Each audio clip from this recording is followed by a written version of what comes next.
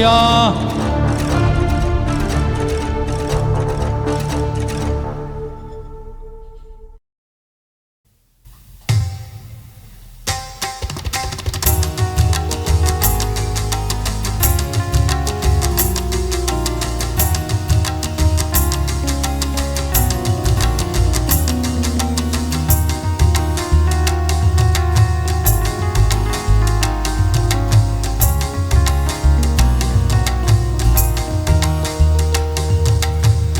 ஏழை தெய்வம் இதய தெய்வம் இயேசு இருக்கிறார். ஏழை தெய்வம் இதய தெய்வம் இயேசு இருக்கிறார். ஏன் கலங்குகிறாய் கதறுகிறாய் என் மகனே மகளே? ஏன் சோர்ந்து போகிறாய்? ஏன் சோர்ந்து போகிறாய்? ஏழை தெய்வம் இதய தெய்வம் இயேசு இருக்கிறார். ஏழை தெய்வம் இதய தெய்வம் இயேசு இருக்கிறார்.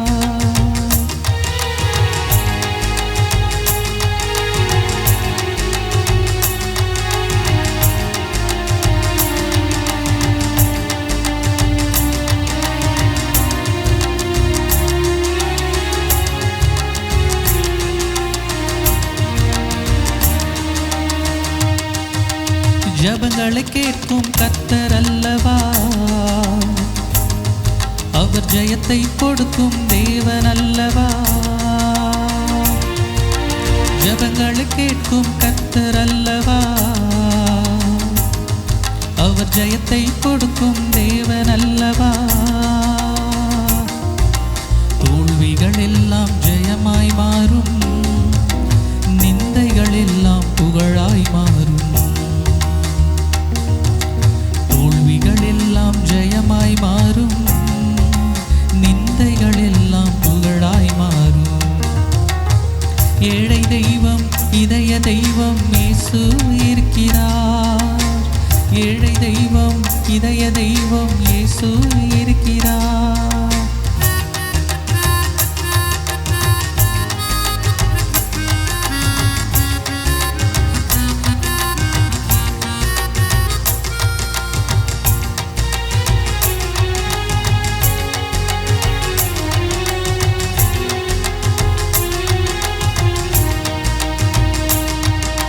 வியாதியை நீக்கும் தேவன் அல்லவா?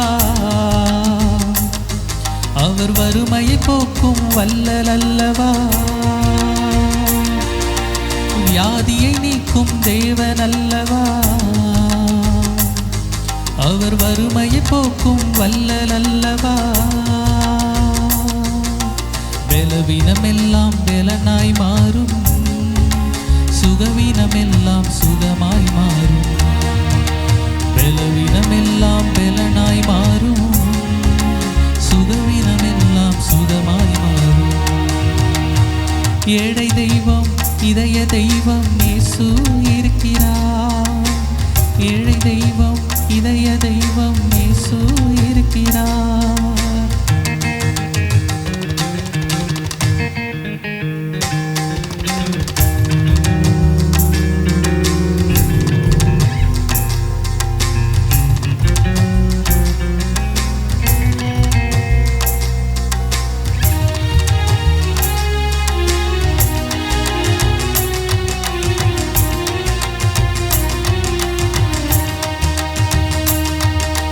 வாக்குகள் மாறா வல்லவர் அல்லவா? அவர் சொன்னதை செய்யும் தேவன் அல்லவா? வாக்குகள் மாறா வல்லவர் அல்லவா? அவர் சொன்னதை செய்யும் தேவன் அல்லவா? இழந்ததை எல்லாம் திரும்பத் தருவார், இரட்டிப்பாய் தருவார், இன்றே தருவார். இழந்ததை எல்லாம் திரும்பத் தருவார், இரட்டிப்பாய் தருவார், இன்றே தருவார். ஏழை தெய்வம் இதய தெய்வம் இயேசு இருக்கிறார். ஏழை தெய்வம் இதய தெய்வம் இயேசு இருக்கிறார். ஏன் கலங்குகிறாய் திகையுகிறாய் என் மனமே மகனே? ஏன் சோர்ந்து போகிறாய்? ஏன் தெய்வம் இதய தெய்வம் இயேசு இருக்கிறார். ஏழை தெய்வம் இதய தெய்வம் இயேசு இருக்கிறார். கர்த்தர் நல்லவர். தொடர்ந்து இந்த நாளிலும் வந்து கலந்து கொண்ட உங்கள் ஒவ்வொருவரையும், ஏன்னா வேதம் சொல்லுகிறபடி துவக்கத்தை காட்டிலும் முடிவு நல்லது. ஆமாம், முடிவு சம்பூர்ணமாக இருக்குன்னு சொல்லியிருக்கு, முடிவு நல்லது என்று சொல்லியிருக்குது. அதனால் இந்த வருஷத்துடைய இந்த கடைசி இந்த 52வது இந்த ஆராதனையிலே கலந்து கொள்ள கிருபை கொடுத்திருக்கிறார். வந்து கலந்து கொண்ட உங்கள் ஒவ்வொருவரையும் இயேசுவின் நாமத்தினாலே வாழ்த்தி ஆசீர்வதிக்கிறேன். கர்த்தர்தாமே உங்கள் ஒவ்வொருவரையும் ஆசீர்வதித்து காத்து கொள்வாராக. அதே போன்று இந்த நேரலையிலே பார்க்க போகிற உங்களையும் இயேசுவின் நாமத்தினால் ஆசீர்வதிக்கிறேன். உங்களை ஆசீர்வதித்து பலப்படுத்துவாராக. நம்முடைய வருஷத்துடைய வாக்குத்தத்த வசனத்தை வாசிப்போம். தேவன் தமது பார்வைக்கு நல்லவனாய் இருக்கிறவனுக்கு ஞானத்தையும் அறிவையும் இன்பத்தையும் அளிக்கிறார். இதை குறித்து நாம் தொடர்ந்து பார்த்து கொண்டு வர்றோம். கடந்த வாரத்தில் வரும்போது அறிவு, அவர் ஞானத்திலே நடத்தி அறிவாய் கொண்டு வந்து இந்த நாளில் இன்பத்தை கொடுப்பார். அந்த இன்பத்தை குறித்து பார்ப்போம். அல்ல, அப்போ அந்த 3வது பகுதி அதில் இன்பம் என்று சொல்லப்பட்டிருக்கிறது. இன்பம் என்றால் என்ன? சந்தோஷம். அப்போ சந்தோஷம்னு போட்டிருக்கலாமே, ஏன் இன்பம்னு போட்டிருக்கு?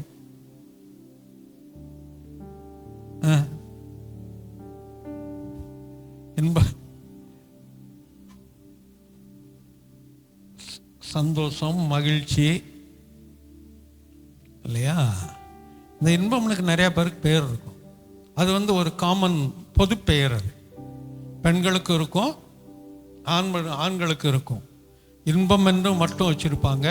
இன்பராஜ், இன்பராணி, இன்ப செல்வி, ஆமாம், இன்பராஜா, இப்படி பல பெயர்களில் வந்து ஆணும் பெண்ணும் வச்சுருப்பாங்க. அதே போல் இந்த ஜோதிங்கிறதும் ஒரு பொது பெயர். 2 பேருமே, ஆண் பெண் 2 பேருக்குமே இப்படி சில பொதுவான பெயர்கள் இருக்குது. நான் அதற்குள்ளே கடந்து போகல. இன்பம் என்றால் என்ன அப்படின்னு சொன்னால், அந்த மகிழ்ச்சி சந்தோஷத்தினுடைய உச்சம். மறந்துடக்கூடாது. இன்பம் என்பது சந்தோஷம், மகிழ்ச்சி, இதனுடைய உச்சம். சந்தோஷம் மகிழ்ச்சியும் சாதாரணமாக இருக்கிறது. ஆனால் உச்சம் என்பது,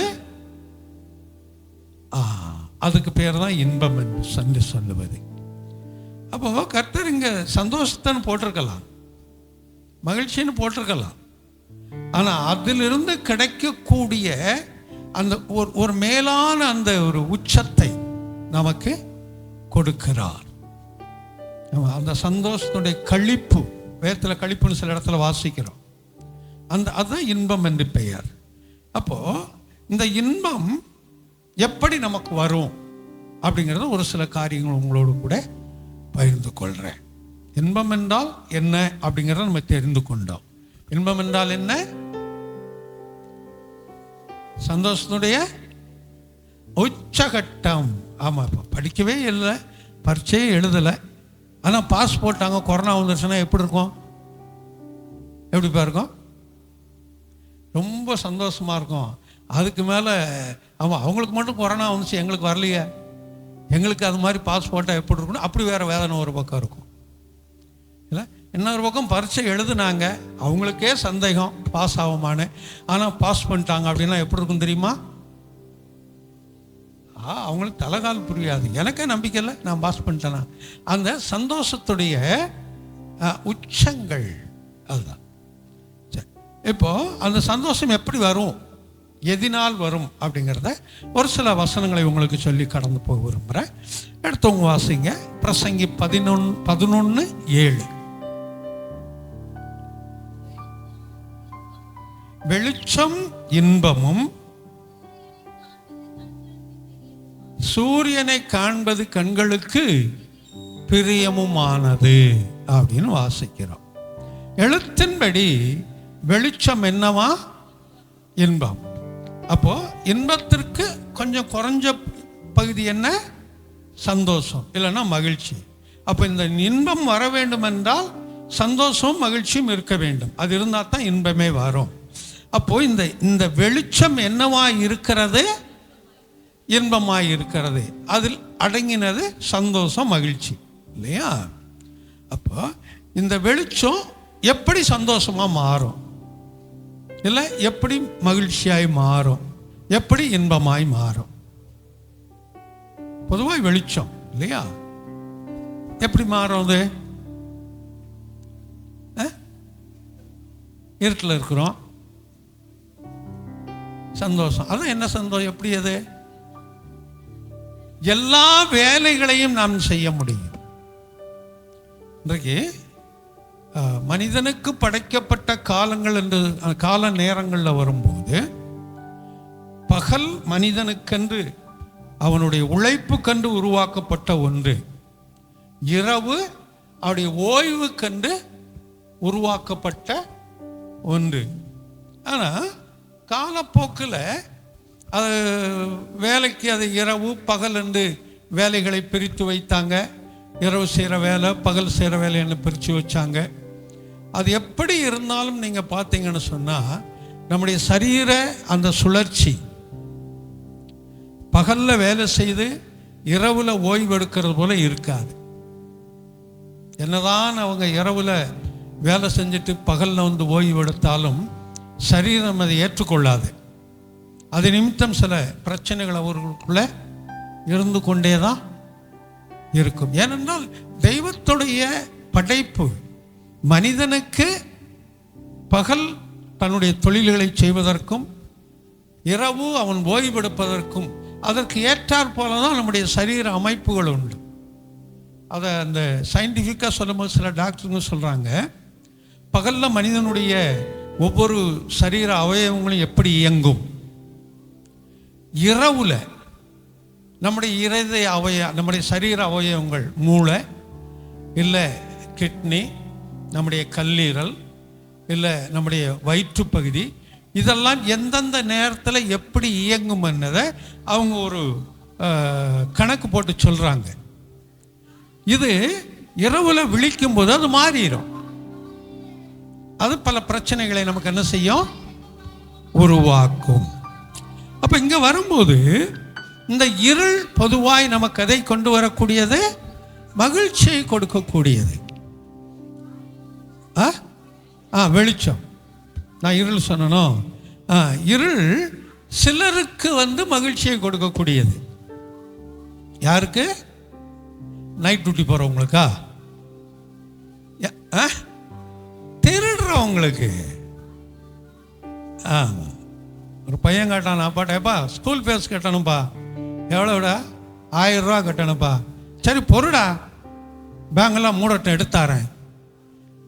இப்போ ஏடிஎம், அப்போ ஏடிஎம் எல்லாம் இல்லாத காலங்கள், பேங்கெல்லாம் மூடட்டும் எடுத்தாரேன் அப்படின்னு.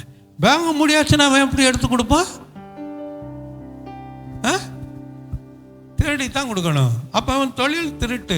அப்போ அது வரைக்கும் அவன் காத்திருக்கணும். அவர்களுக்கு அது நன்மை கொடுக்கக்கூடியது, அவர்களுக்கு நன்மை. ஆனால் பொதுவாய் வரும்போது அது தவறான காரியம். அதுக்குரிய தண்டனை அவர்கள் அனுபவித்தான் ஆக வேண்டும் என்பது வேறு.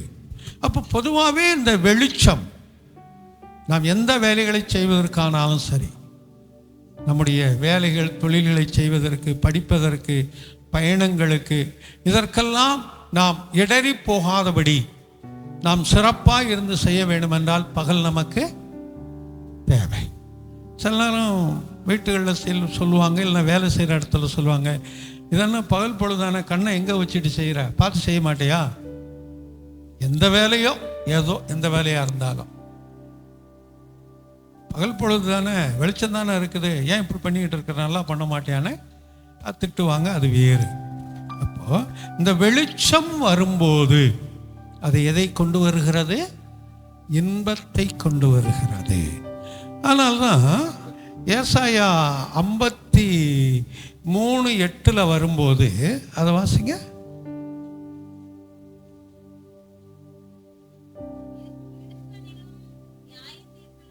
இல்லைம்மா 58:8 வாசமா.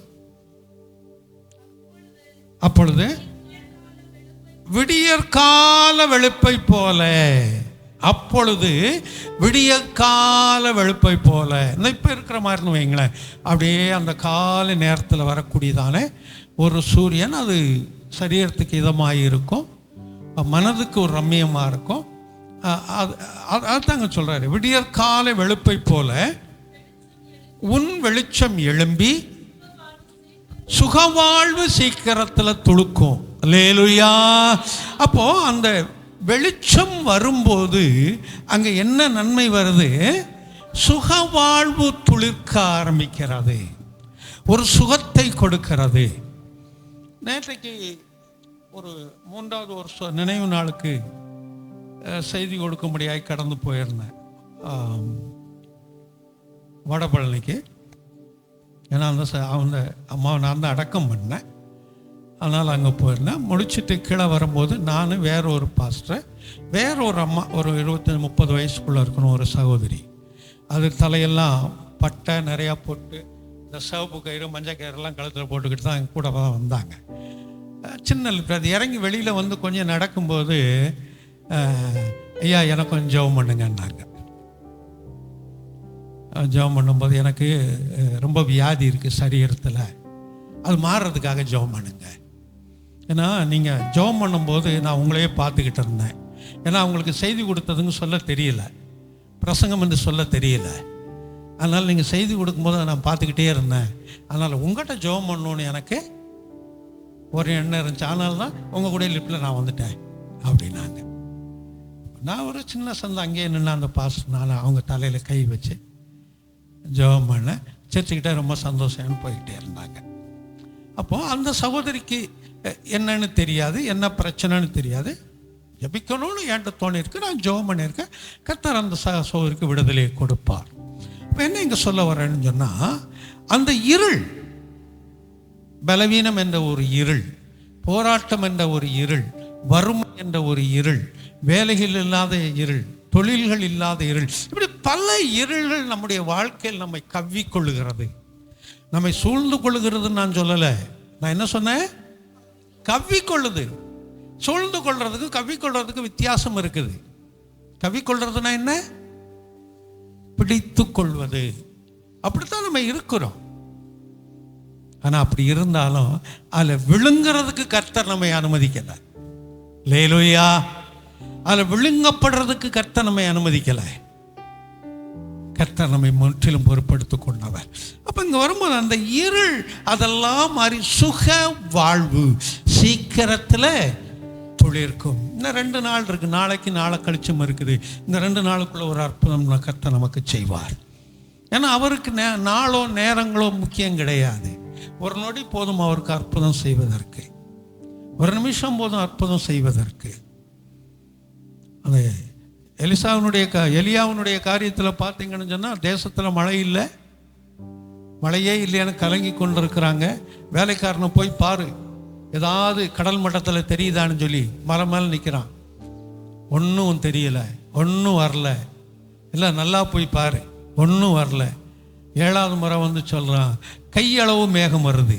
லேலுயா, லேலுயா. என்ன தெரியுது? கையளவு மேகம் தெரியுதியா?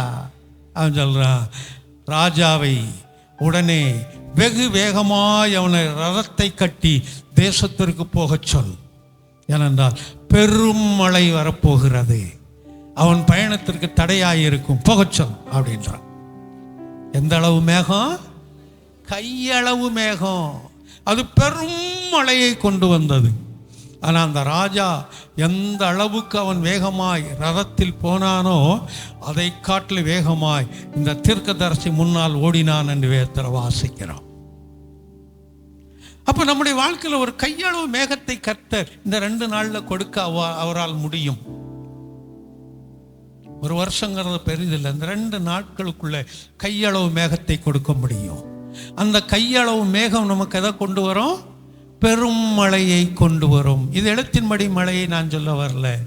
எழுத்தின்படி நம்முடைய ஆசீர்வாதம் சின்ன ஒரு தோன்றுதலாக இருக்கலாம், அது பெரிய ஆசீர்வாதத்தை நமக்கு நிச்சயமாக கட்டளையிடும். அப்படி என்றால் நம்முடைய இருள் மாறி நமக்கு இன்பத்தை கொடுக்கும்.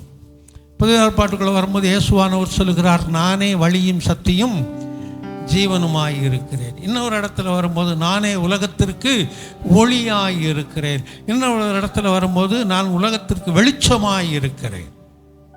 இப்படியெல்லாம் சொல்லி வச்சிருக்கிறாரு. அப்போ அந்த இயேசுவானவர் நம்முடைய வாழ்க்கையில் வெளிச்சமாய் மாறி நமக்கு இன்பத்தை கொடுக்கக்கூடியவர். அல்லேலூயா. நம்முடைய உள்ளத்தில் எந்த இருள் ஆட்கொண்டு இருக்குது, வேலைகள் தொழிலில் எந்த இருள் ஆட்கொண்டு இருக்குது, நம்முடைய சரீரத்தில் எந்த இருள் ஆட்கொண்டு இருக்கிறது, அவைகள் எல்லாவற்றையும் இயேசு என்ற ஒளி மாற்றி நம்மை பலத்திற்குள்ளாய் கொண்டு போகக்கூடியது. அல்லேலூயா. அதை செய்யும். ஏன்னா நம்ம பேர் என்ன? விசுவாசி. அப்போ விசுவாசிப்போம். பேருக்கு ஏற்ற மாதிரி என்ன செய்வோம்? விசுவாசிப்போம். விசுவாசிக்கும் போது காரியங்களை மாற்றக்கூடியவர் கர்த்தர். நம்ம சூழ்நிலைகளை பார்க்கிறோம், சூழ்நிலைக்கு அப்பாற்பட்ட காரியங்களை நம்ம பார்க்கிறோம். சூழ்நிலைகள்லாம் உருவாக்கினது கர்த்தர். சூழ்நிலைக்கு அப்பாற்பட்ட காரியங்களை நாம் பார்க்கும்போது கர்த்தர் அங்கே நமக்கு ஒரு பெரிய ஆசீர்வாதத்தை வைத்திருக்கிறார். அது கையளவு மேகம் நமக்கு எழும்பும். அது சுவாசிப்போம். இது ஒன்று. ஏன்னா இதுலேயே அப்படியே முடிச்சிடலாம், வேண்டாம், நான் இன்றைக்கி கொண்டு அந்த பகுதிகளை முடிச்சிடறேன். இதோடு கூட இனி அடுத்த வருஷத்தில் இதை நம்ம தொடர முடியாது. எரேமியா 31:26 வாசிங்க. எரேமியா 26. இதற்காக நான் விழித்து பார்த்து கொண்டிருக்கிறேன், என் நித்திரை எனக்கு நித்திரை இன்பமாய் இருந்தது. நித்திரைனா என்ன? தூக்கம். என் தூக்கம் எனக்கு எப்படி இருந்தது? இன்பமாய் இருந்தது. இன்னைக்கு எத்தனை பேர் அது சொல்ல முடியும்? சொல்லுங்க பார்க்கலாம். எங்கெங்க படுத்தா தூக்கம் வருது? நான் எதை செய்யறதுன்னு எனக்கே தெரிய மாட்டேனுது. நான் இருந்த இருப்பு என்ன, இன்னைக்கு இருக்கிற நிலைமை என்ன? சிலர் சொல்லுவாங்க, நான் என்ன வாழ்க்கை வாழ்ந்தாங்க, இன்னைக்கு இப்படி இருக்கிறேன். இதெல்லாம் நினைக்கும் போது எனக்கு தூக்கமே வரமாட்டானது. நான் எப்படியோ கிடந்தேங்க, இன்னைக்கு நல்லா இருக்கிறேன், இருந்தாலும் தூக்கம் வர மாட்டேனுது. எப்படியோ கிடந்தேன், ஆனால் இன்னைக்கு நல்லா இருக்கிறேன், ஆனாலும் தூக்கம் வர மாட்டேனுது. ரெண்டு குடும்பம் அப்படித்தான் சொல்லும். ஆமாம், வேதம் சொல்லுது, கர்த்தர் தனக்கு பிரியமானவனுக்கு நித்திரை அளிக்கிறார். பிரியமானவனுக்கு ஞானத்தை கொடுக்கறது மாத்திரமல்ல, அறிவை கொடுக்கறது மாத்திரமல்ல, இன்பத்தை கொடுக்கறது மாத்திரமல்ல, நித்திரையும் கொடுக்கிறார். ஆமா, இந்த இடத்துல என்ன படுத்து நீங்க தூக்க சொன்னாலும் அப்படியே தூங்கிடுவேன். ஒரு சேரை கொடுத்து தூங்குங்கன்னு சொன்னாலும் அப்படியே தூங்கிடுவேன். தலையணி வேணும், பெட்டு வேணும். சுற்றி ஒரே சத்தமாக இருக்குதே, தூக்கமே வரமாட்டேங்குது, நான் தூங்குவேன். புது இடமா இருக்குதே, தூக்கம் வர மாட்டேங்குது, நான் தூங்குவேன். அதுக்காக நம்ம படுத்துருக்கிற இடத்த சுருட்டி எடுத்துக்கிட்டா போக முடியும் எல்லா இடத்துக்கும்? நான் இந்த இடத்துல தான் படுப்பேன், இதில் தான் படுப்பேன்னு. நான் எந்த இடத்துல படுத்தாலும் எப்போ படுத்தாலும் நான் தூங்குவேன். எனக்கு தூக்கம் வரும். ஏன்? கர்த்தர் தம பிரியமானவனுக்கு நித்திரை அளிக்கிறார். நான் அவருக்கு பிரியமாக இருக்கிறேன். ஆமாம், அதனால எனக்கு நித்திரையை கொடுக்கிறாரு. சிலர் சொல்லுவாங்க, தூக்கமே வரமாட்டேங்குங்க, உள்ளேயும் வெளியும் நடந்துக்கிட்டே அலைகிறேன், உள்ள வெளியவும் நடந்துக்கிட்டே அலைகிறேன், புரண்டு புரண்டு படுக்கிறேன், தூக்க மாட்டேன், வரமாட்டேங்குது. ஏன் புரண்டு புரண்டு படுக்கிற? எந்திரிச்சு உட்காந்துக்கிற வேண்டியதானே. ஆமாம், ஒரு அம்மா ராத்திரி 1 மணிக்கு எந்திரிச்சு பாஸ்டருக்கு ஃபோன் பண்ணாங்களாம், பாஸ்டர் எனக்கு இன்னைக்கு பண்ண அந்த பிரசங்கம் இருக்குதே ரொம்ப நல்லா இருந்துச்சு, இன்னும் கொஞ்சம் பண்ணுங்க பாஸ்டர் அப்படின்னு. அவருக்கு ரொம்ப மகிழ்ச்சிப்பா, நம்ம விசுவாசி இப்படி ராத்திரி நேரத்தில் தூக்கத்தை எழுப்பி கூட பிரசங்க கேட்குற அளவுக்கு வாஞ்சியாக இருக்கிறாங்க. மான்கள் நீரோடையை வாஞ்சித்து அதுமாரி தாகமாக இருக்கிறது போல தாகமாக இருக்கிறாங்க. இப்படி விசுவாசிக்கு தான் இருக்கணும் அப்படின்னு சொல்லி இவரும் பிரசங்கம் பண்ண ஆரம்பித்தார். சிலருக்கு துவக்க தெரியும், முடிக்க தெரியாது. சிலருக்கு துவக்க தெரியும், முடிக்க தெரியாது. நேரம் 5 நிமிஷம் கொடுப்பாங்க, இவங்க அரை மணி நேரம் அழுப்பாங்க. நேற்று ஒரு சகோதரன்ட்ட ஒரு ஊழியக்கார்ட்ட பேசும்போது அதான் சொன்னார். எனக்கு அறிமுகமானவர் தான் அவரும்.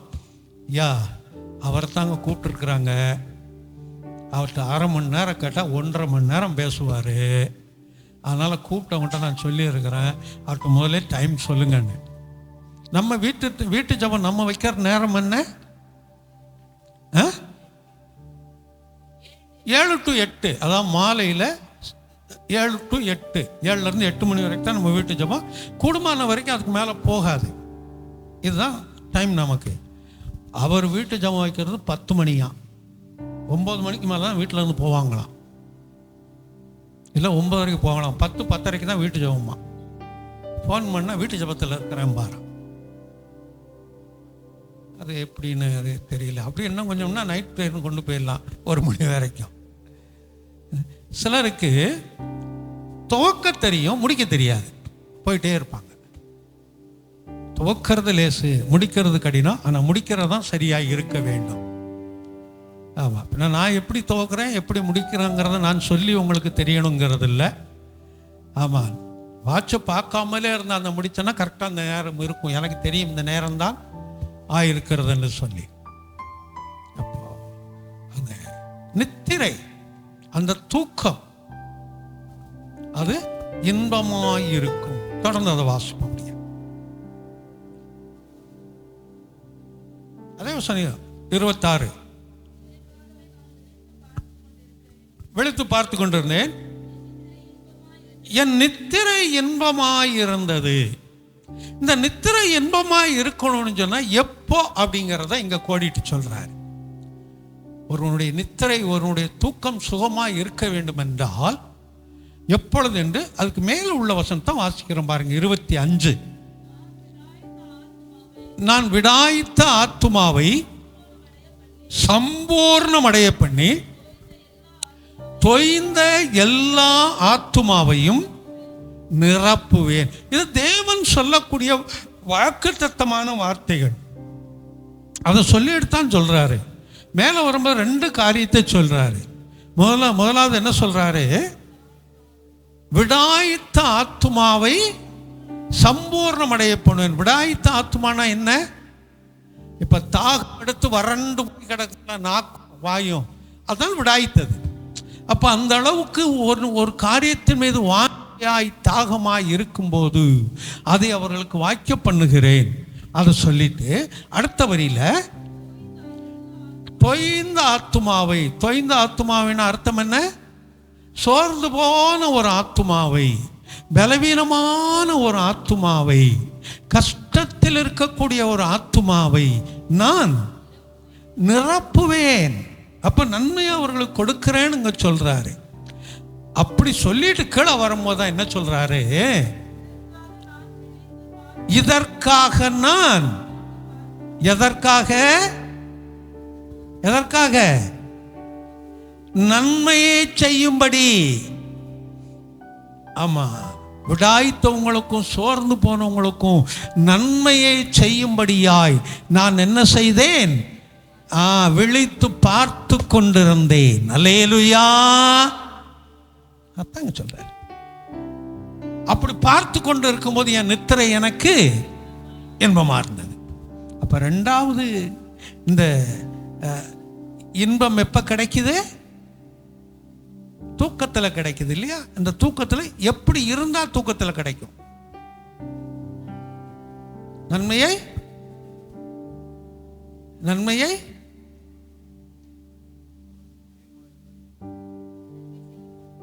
நன்மை செய்யும் போது, பிறருக்கு நன்மை செய்யும் போது. ஏன்னா 25 வாசிங்களா இப்ப திரும்ப. நான் விடாய்த்த ஆத்துமாவுக்கு சம்பூர்ணம் அடைய பண்ணி, நான் தேவன் அங்க சொல்றாரு, சம்பூர்ணம் அடைய பண்றேன். தொய்ந்த எல்லா ஆத்துமாவையும், சோர்ந்து போன எல்லா ஆத்துமாவையும் நிரப்புவேன் என்று இங்க சொல்றாரு. அல்லேலூயா. அது சொல்லிட்டு தான் 26வது வசனத்துல வரும்போது,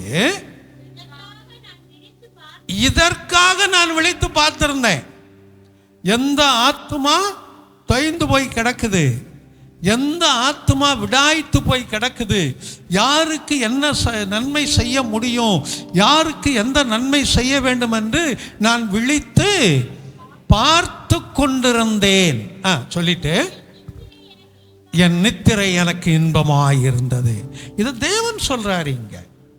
அதனால தான் இயேசுவானவர் குறித்து வரும்போது அவர் கிராமங்கள் தோறும் நன்மை செய்கிறவராய் சுற்றி திரிந்தார். எங்க வாசிக்கிறோம்?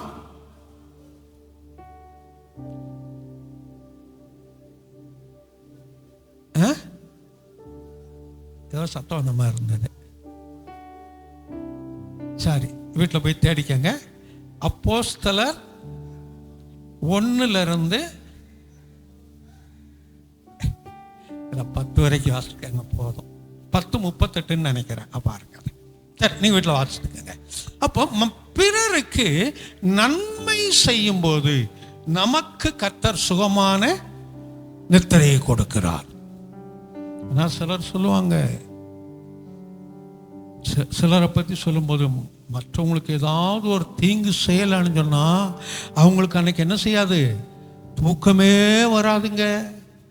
ஏதோ ஒரு விதத்தில் ஏதோ ஒரு கெட்டதை மற்றவங்களுக்கு செய்யணும், அது பெருசாவோ சின்னதாவோ.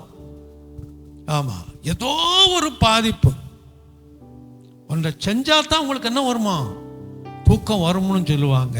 ஆனால் இங்கே என்ன சொல்லுது, மற்றவர்களுக்கு நாம் நன்மையை செய்யும் போது கர்த்தர் நமக்கு சுகமான ஒரு நித்திரையை கொடுக்கிறார். அல்லேலூயா. அந்த நித்திரை எப்படி உள்ளதாயிருக்கும்? இன்பமாயிருக்கும். மூன்றாவது ஒரு காரியத்தை வாசிக்கலாம். பிரசங்கி 5:12 வாசிக்கலாம்.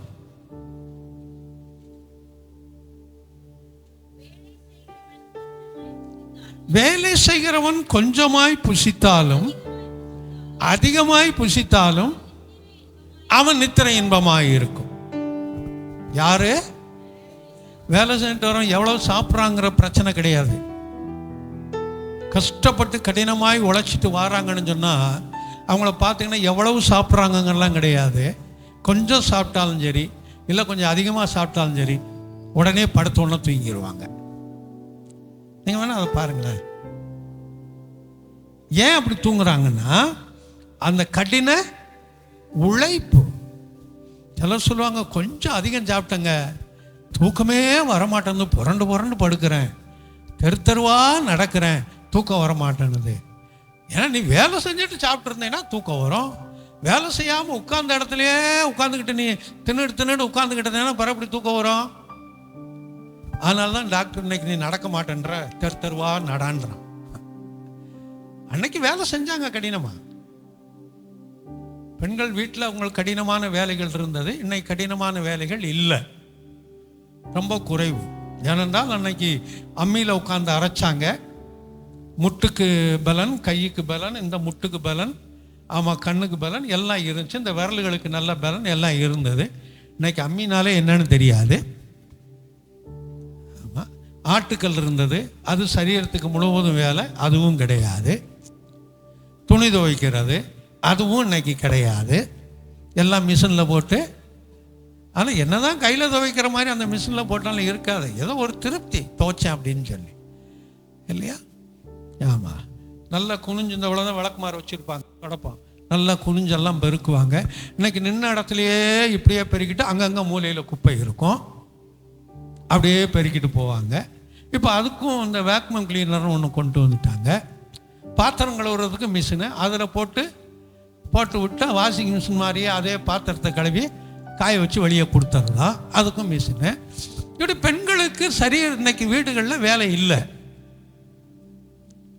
வேலை இல்லைன்னா கடின வேலை இல்லை. வேலை இல்லைன்னா நீங்கள் வேலை இல்லாமல் அப்போ நாங்கள் தூங்குறோமான்னு கேட்டக்கூடாது. கடின வேலைகள் கிடையாது, வேலை செய்கிறீங்க, கடின வேலைகள் கிடையாது, இல்லையா? பழைய நாட்களில் இருந்த கடின வேலைகள் இல்லாதனால தான் இன்னைக்கு சரீரத்துக்கு எல்லா வியாதிகளும் ஒவ்வொன்றா வந்துக்கிட்டு இருக்குது. ஒவ்வொரு வியாதிகளாய் அடுத்தடுத்து வருவதற்கு காரணம் இதுதான். கடினமாய் உழைக்கிறவர்களை பார்த்தீங்கன்னா அவ்வளவு சீக்கிரம் அந்த வியாதிகள் அவர்களை ஆட்கொள்ள முடியாது, அந்த சரீரம் நன்றாக இருக்கும். அப்போ இங்கே வரும்போது வேலை செய்கிறவனுக்கு அவனுடைய நித்திரை இன்பமாயிருக்கும்.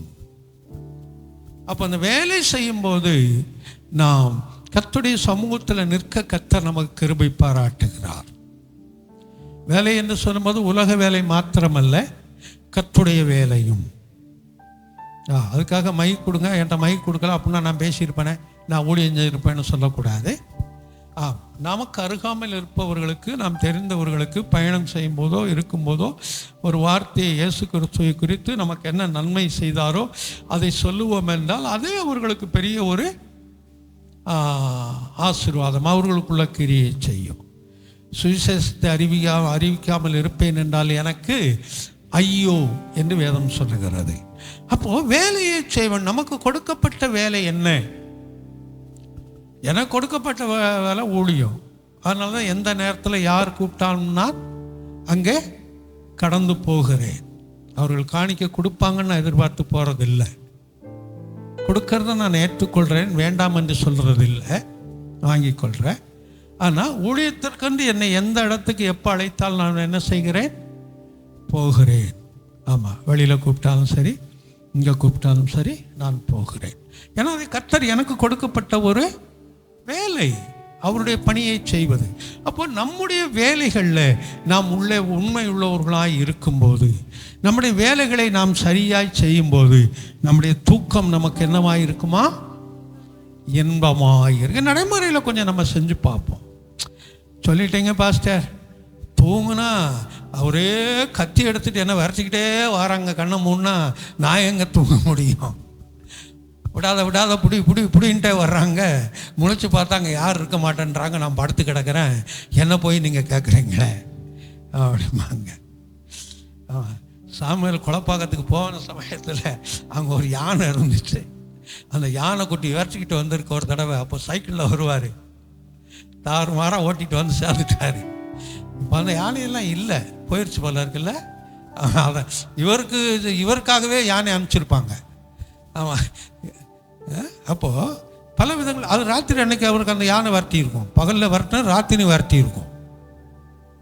ராத்திரி ஒரே பாம்பா வருது எனக்கு. ஏன் பாம்பு வருது? அது சாத்தான் வந்துட்டான் எனக்கு. பகலில் நீ ஏதாவது பாம்பை குறித்து பேசியிருப்ப, பாம்பை பார்த்துருப்ப, அது ராத்திரி கனவாக வந்திருக்கும். ஒன்று என்ன சொல்லுவாங்க, இந்த சாத்தான் எனக்கு அப்படியே வந்து என் கண்ணு முன்னாடி நின்றுக்கிட்டு இருந்தாங்க படம் எடுத்துக்கிட்டு. ஆமாம், பகலில் நீ எதை நினைக்கிறியோ, எதை பேசுகிறியோ, அது இரவில் உனக்கு கனவாய் வந்து நிற்கும். வேதம் அப்படி தான் சொன்னது, அது நிற்கும். அப்படி வந்துச்சுன்னா எந்திரிச்சு கொண்டு நின்று, எனக்கு கனவுல வர்ற அந்த சர்ப்பமே என்னை விட்டு போ ஆண்டவரே, எனக்கு சுகமான தூக்கத்தை கொடுங்கன்னு சொல்லிட்டு பாடு, சுகமான தூக்கம் வரும். அப்போ இங்கே வரும்போது வேலை செய்யும்போது, கடின வேலைகள் செய்யும்போது சுகமான நித்திரையை கொடுக்கிறார். இன்னொரு காரியத்தை 133:1 வாசிங்க. சங்கீதத்தில் 130. இதோ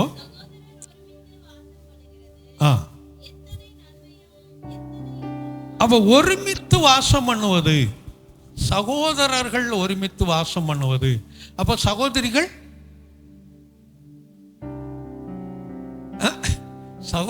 சகோதரர்கள் ஒருமித்து வாசம் பண்ணுவது. அப்ப சகோதரிகள் ஒருமித்து இருக்க மாட்டாங்கல்ல, இருக்க மாட்டாங்க.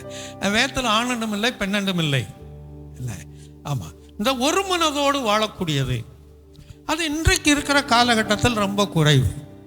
ஒரு 20 வருஷம் 25 வருஷத்துக்கு முன்னாடி அந்த குடும்பத்தில் எத்தனை பேர் இருந்தாலும் அவர்கள் ஒரு விட்டு கொடுத்து அன்பு பாராட்டி அக்கா தங்கச்சிகள் அண்ணன் தம்பிகள் இருந்த சூழ்நிலைகள் உண்டு.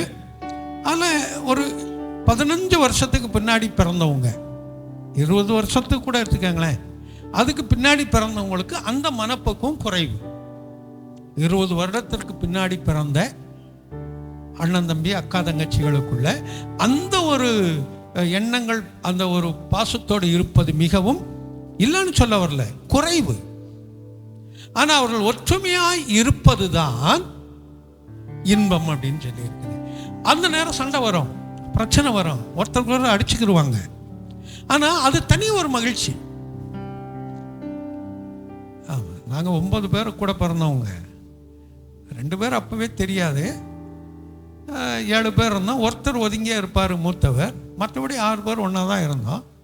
அதில் 7 எனக்கு இன்னும் ஒரு சித்தப்பா பையன் ஒருத்தன் வருவான். அப்போ வேஷ்டிகள் தானே அதிகமாக. ஒருத்தர் கட்டின வேஷ்டி அங்கே இருக்கும், மறுநாள் அது இருக்காது. பார்த்தோன்னா வேறு யாராவது காலையில் முந்தி கட்டிட்டு போயிடுவாங்க. எல்லாம் எடுத்து அயன் பண்ணி அதை கட்டணும்.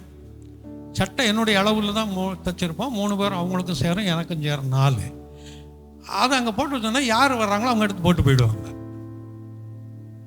அதுக்கப்புறம் சண்டை போடுவோம், எங்கே போச்சு, ஏன் போச்சு, எதுக்கு போச்சுன்னு. இருந்தாலும் சரி போ, இனி போடாத, அது அதோட நிற்கும். இன்னைக்கு அப்படி இல்லை. என் ட்ரெஸ்ஸு கழட்டி குடுறி, நீ ஏன் இது ஏன்டா போடுற, நீ குடுறா கழட்டி நான் போடணும். இதுதான் இன்னைக்கு இருக்கிறது. நீங்கள் வேணா பாருங்களேன், அதை கழட்டி வாங்க விட மாட்டாங்க. கழட்டி வாங்காம விட மாட்டாங்க. இதாவது பரவாயில்ல. ஒரு இடத்துல சிஸ்டருக்கு தெரியும் நான் சொல்றவங்க யாருன்னு சொல்லி. ஒருத்தர் மரித்து போனார், அந்த குடும்பத்துடைய தலைவர். அதுக்கப்புறம் அவங்க ஃபேமிலியாக உட்காந்து பேசும்போது அந்த வீட்டில் மூத்தவங்க. அதுக்கப்புறம் இடையில தங்கச்சி வீட்டுக்காரர் போய்கிட்ட, நீ போட்டிருக்க ஜாக்கெட்டை நான் போட்டிருக்கேன், நான் தச்சு கொடுத்தானே, நீ என்ன பேசுகிற, நீ தச்சு கொடுத்த ஜாக்கெட் தானே, இந்த வாங்கி கழட்டி தான் கையில் கொடுத்தா வச்சுக்கண்ணு. எல்லாம் கூடி இருக்கும்போது எப்படி இருக்கணும் பாருங்க. இருக்கிறாங்க இப்போ, அவங்களும் உயிரோடு இருக்கிறாங்க. ரொம்ப வருஷங்கள் ஆச்சு பார்த்து இருக்கிறாங்க. அப்போ ஒருமித்திருப்பது, அந்த ஒரு மனதோடு ஒற்றுமையாக இருப்பது அவர்களுக்கு இன்பத்தை கொடுக்கிறது.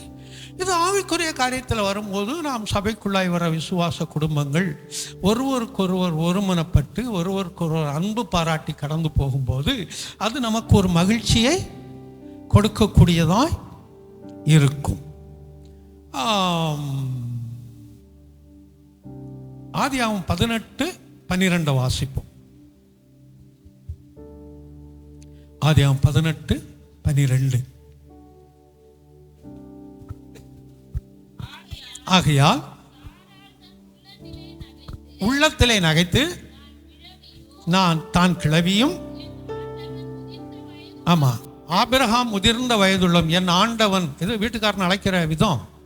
ஆண்டவன், ஆமாம், இன்னைக்கெல்லாம் ஆண்டவனா தூக்கிப்பட்டு மீதி அவன் ஆண்டவனா? யாருக்கு ஆண்டவன் அவன்? அப்படிமாங்க. என்ன அருமையாக சொல்கிறாங்க பாருங்க. என் ஆண்டவனும் முதிர்ந்த வயதுமுள்ளவருமாய் ஆன பின்பு எனக்கு இன்பம் உண்டாயிருக்குமோ. ஏன்னா அங்கே வந்து தேவதூதர்கள் சொல்கிறாங்க, உற்பவ கால திட்டத்தில் உனக்கு ஒரு குழந்தை இருக்குன்னு சொல்கிறாங்க. அதுக்கு தான் அவ சொல்கிறா, நான் வயது சென்றவள் ஆயிட்டேன், என்னுடைய ஆண்டவன் என்னுடைய புருஷன் அவனும் மிகுந்த வயதுள்ளவனா மாறிட்டான், இனி எங்களுக்கு எப்படி ஒரு குழந்தை பிறக்கும்? அதை சொல்றதுக்கு தான் சொல்றா, இனி எனக்கு இன்பம் உண்டாயிருக்குமோ. அந்த இன்பம் எதை குறிக்கக்கூடியது? குழந்தையை குறிக்கக்கூடியது, பிள்ளைகளை குறிக்கக்கூடியது. ஆனா இன்னைக்கு இருக்கிற பெற்றோருக்கு இப்படி இருக்குதா? இந்த சனியனை ஏன் தான் பெத்தேன்னு தெரியல. நான் குழந்தை இல்லாதவளாவது இருந்திருக்கலாம், இவங்களோட நான் என்ன செய்ய முடியல, மல்லு கட்ட முடியல. என்னைய நீ பெத்த? யார் கேள்வி? நீ ஏன் என்ன பெத்த? என்ன பெத்தேன்னு நீ சோறு போடு. எது வரைக்கும்? ஒன்று நீ சாகுற வரைக்கும், இல்லை நான் ஜாகுற வரைக்கும் நீ சோறு, நீ தானே பெத்த, நீ சோறு போடு. என்ன நீ என்ன கேட்குற?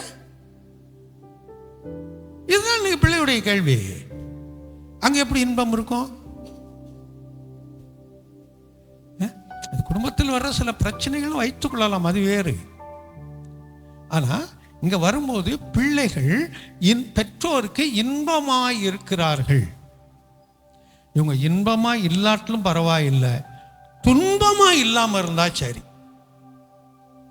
இன்பமா இல்லாட்டிலும் பரவாயில்லை, அவங்க பெற்றோருக்கு துன்பமா இல்லாம இருந்தாங்கனாலே போதும். என் பிள்ளை துன்பமா இல்லைங்க அப்படின்னா மகிழ்ச்சியா இன்பமா இருக்குதா? துன்பமா இல்லைங்க, அவ்வளவுதான், விட்டு முடிஞ்சு போச்சு இல்ல. அப்போ இந்த பிள்ளைகள் பெற்றோருக்கு இன்பத்தை கொடுக்கக்கூடியவர்கள். இன்பமாய் இருக்கிறது. அந்த இன்பம் வர வேண்டும் என்று சொன்னால் அது நடைமுறைகள், அது வேறு காரியங்கள், அது அப்படியே போனால் வேறு மாதிரி போயிட்டுனா அதுக்குள்ளே கடந்து போகலை. அந்த இன்பம் எப்படி வரும்? பிள்ளைகளால் வரும், அவ்வளோதான் இல்லையா? சரி, அடுத்து இன்னொரு காரியத்தை வாசிக்கலாம். சங்கீதம் 147:1.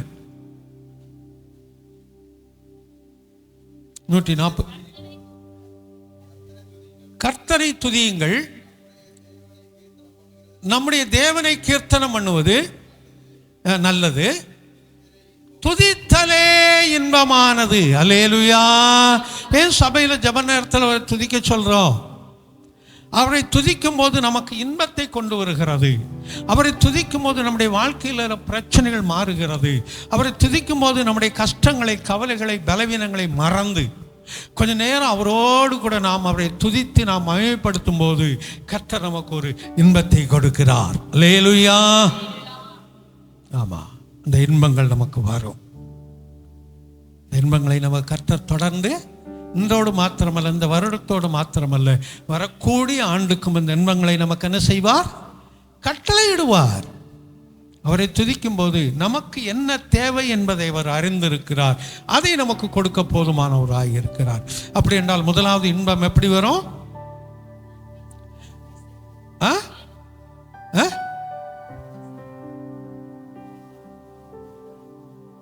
தொய்ந்த ஆத்துமாவுக்கும். அதுக்கு சொல்லும் போது பிறருக்கு நன்மை செய்யும் போது நமக்கு என்ன வருகிறது? நன்மை வருகிறது. இது ரெண்டாவது சொன்னது. முதல் சொன்னது என்ன சொன்ன? வெளிச்சம். நம்முடைய ஆத்துமாவில், நம்முடைய உள்ளத்தில், நம்முடைய வாழ்க்கையில், எழுத்தின்படி இருக்கக்கூடிய உலகத்தில் நமக்கு வெளிச்சம் வரும்போது நம்முடைய சுக வாழ்வு சீக்கிரத்தில் துளிர்க்கிறது, ஒரு இன்பம் கிடைக்கிறது. அப்போ ஒன்று, வெளிச்சம் வரும்போது இருளடைந்து கிடக்கக்கூடிய மனதிலையும், இருளடைந்து கிடக்கக்கூடிய வேலைகள் தொழிலையும், இருளடைந்து கிடக்கிற வாழ்க்கையிலையும், படிப்புகள்லையும் கர்த்தர் ஒரு வெளிச்சத்தை கட்டளையிடுகிறார். பலவீனம் மாறி சுகம் துளிர்க்க ஆரம்பிக்கிறது. அல்லேலூயா. இது ஒன்று. ரெண்டு வரும்போது தான் பிறருக்கு நன்மை செய்யும் போது நமக்கு என்ன கிடைக்கிறது? இன்பம் கிடைக்கிறது. மூன்றாவதாக என்ன பார்த்தோம்? வேலை செய்யும் போது. வேலை செய்யும் போது இன்னைக்கு சென்னையை பொறுத்தளவுக்கு, சென்னைங்கிறது மாத்திரம் அல்ல, ஓரளவுக்கு அந்த பட்டணங்களாக இருக்கிற ஊர்களில் கூட ஆண்களுடைய வேலை என்ன தெரியுமா?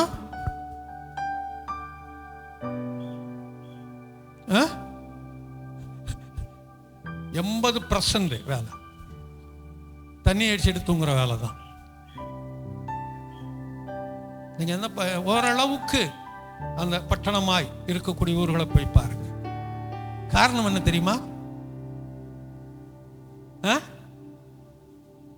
தெரியாதோ? பெண்கள் வேலைக்கு போறாங்க. அவங்க பேக் எடுத்து தோளில் போறது காலேஜுக்கு போறாங்களா இல்லை வேலைக்கு போறாங்களான்னு தெரியல. கல்யாணம் ஆனவங்களா கல்யாணம் ஆகாதவங்களான்னு தெரியல. ஏன்னா கம்பெனிக்கு போகும்போது அப்படி மேக்கப் பண்ணி போனால் தானே சரியா இருக்கும். சரி, அதுக்குள்ளெல்லாம் நான் கடந்து வேற மாதிரி அதுக்குள்ளெல்லாம் நான் கடந்து போகல. பெண்கள் வேலைக்கு போகிறபடியினால் ஆண்கள் என்ன செய்யறதில்ல. அதுல ஒரு 50% பாராட்டணும். என்னன்னு சொன்னா, இவங்க வர்றதுக்குள்ள வீட்டு வேலையெல்லாம் செஞ்சு வச்சிருவாங்க. பாத்திரம் கழுவுவாங்க, துணி துவைப்பாங்க, சாப்பாடு செஞ்சு எல்லாம் ரெடி பண்ணி வச்சிருவாங்க. ஆமா, இவங்க வந்தவுடனே ரெஸ்ட் எடுத்துட்டு சாப்பிட்டு படுக்க வேண்டியதுதான். அது ஒரு 50%. அப்போ காரணம் வேலை செய்யாமல் போனதுக்கு காரணம் ஒன்றும் டாஸ்மார்க் தான். அரசாங்கம் சொல்லுது குடிக்காதன்னு சொல்லி அவனே திறந்து வச்சுக்கிட்டு குடிக்காதன்னா எப்படி குடிப்பான்? அரசாங்கமே திறந்து வச்சுக்கு மூளைக்கு நீ குடிக்காத, குடிச்சா உடம்புக்கு நல்லதில்லை அப்படின்னு சொல்லி சொன்னாங்கன்னா எப்படி அதை உலகம் ஏற்றுக்கொள்ளும்? இப்போ சமீபத்தில் சிஎம் பேசினாராம், யாரும் குடிக்காதீர்கள், குடிப்பது உடம்புக்கு நல்லதல்ல, குடும்பத்துக்கு நல்லதில்லை. இப்போ 2 வாரத்துக்கு முன்னாடி பேசினாருன்னு சொல்லி சொன்னாங்க. நீ பேசுறது இல்லை, மூளைக்கு இன்னும் அதிகம் திறந்து வச்சுக்கிட்டு இருக்க. கிறிஸ்மஸ்க்கு எத்தனை கோடிக்கு டார்கெட் போட்டாங்கன்னு தெரியல. இப்போ நியூ இயர்க்கு எவ்வளோ போடுவாங்கன்னு தெரியல. எத்தனை கோடி விற்பனையாக வேண்டும்னு சொல்லி நீ அதை க்ளோஸ் பண்ண. அதுக்கப்புறம் குடிக்கிறான்னா குடிக்கல, அது வேறு. இல்லையா? அப்போது பெண்கள் வேலைகளுக்கு போகிறதுனால ஆண்கள் வேலைகளுக்கு போகிறதில்லை. அவன் குடிச்சிட்டு படுத்து கிடக்கிறான். வேலை செய்யும் போது அவர்களுக்கு கர்த்தர் ஒரு இன்பத்தை கொடுக்கிறார். அல்லேலூயா. அதுக்கு அடுத்து வரும்போது என்ன பார்த்தோம்? ஒருமித்திருப்பது. அது விசுவாச குடும்பங்களாகட்டும், குடும்பத்தில் இருக்கக்கூடியதான உடன் பிறந்தவர்களாகட்டும், அக்கா தங்கச்சி அண்ணன் தம்பி ஆகட்டும், அவர்கள் எப்படி இருக்க வேண்டும்? ஒரு மனமாய் ஒற்றுமையாய் ஒருவருக்கு ஒரு விட்டு கொடுத்து போக கடந்து கொள்ளும்போது அது அவர்களுக்கு ஒரு இன்பத்தை கொடுக்கக்கூடியதாக இருக்கும். அடுத்ததாக என்ன பார்த்தோம்? பிள்ளைகள் பெற்றோருக்கு இன்பமாய் இருக்கிறார்கள், அவர்கள் இன்பமாய் மாற்றிக்கொள்ள வேண்டும். இல்லாவிட்டால் இவர்கள் இன்பத்தை பெற்றோருக்கு கொடுக்க வேண்டும். அது இது சார்பாரம் சொந்தமானது. கடைசியாக பார்க்கும்போது கர்த்தரை துதிக்கும் போது, இது 6வது குறிப்பு. அப்போ கர்த்தரை துதிக்கும் போது நம்முடைய வாழ்க்கையில் நமக்கு ஒரு இன்பத்தை கொடுக்கிறார். வந்திருக்கிற நம்ம ஒவ்வொருவருக்கும் இந்த நேரலையில் பார்க்கப்போ உங்களுக்கும் கர்த்தர் நிச்சயமாகவே இதை வாக்கிய பண்ணுவார். அப்படியே கண்களை மூடுவோம், கர்த்தரை நோக்கி பார்ப்போம்.